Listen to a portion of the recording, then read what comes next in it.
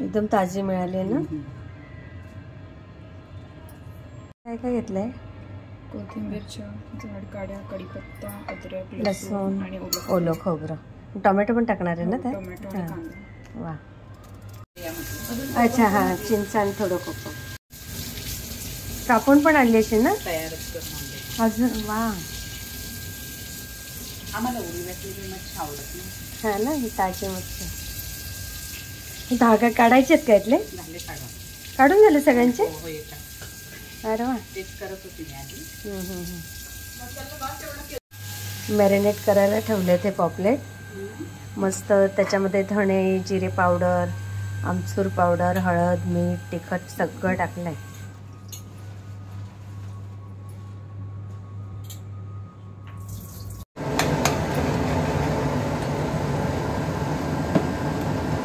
तेल सुटेपर्यंत करता का?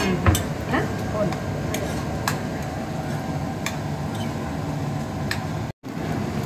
आपला काळा मसाला चवीनुसार, किती तिखट पाहिजे त्याच्यावर. तांदळाचं पीठ घेतलंय, बारीक रवा घेतलाय आणि मीठ टाकलंय फ्रायसाठी.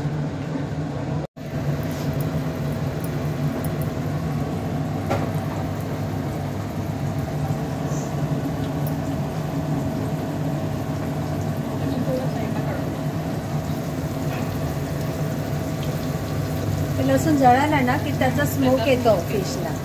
मी तर जाळूनच टाकते.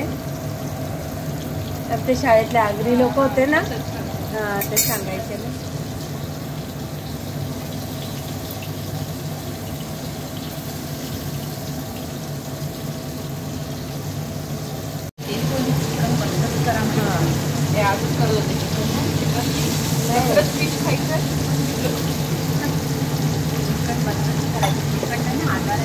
हां खरं आहे. हो ना, नकोच खायला ते बकऱ्याचं.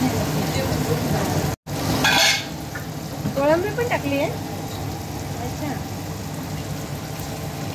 अरे वा. पाणी टाकून नाही का? कोळंबीचंच पाणी एवढं सुटलंय.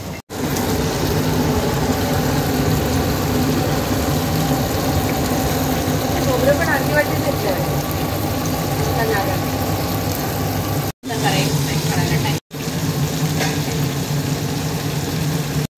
फ्राय झालेल्या बाजूला केले आणि आता दुसरं फिश याच्यात टाकले. ही सगळी स्नेहाच्या आईची आयडिया आहे, सुनबाईच्या आईची.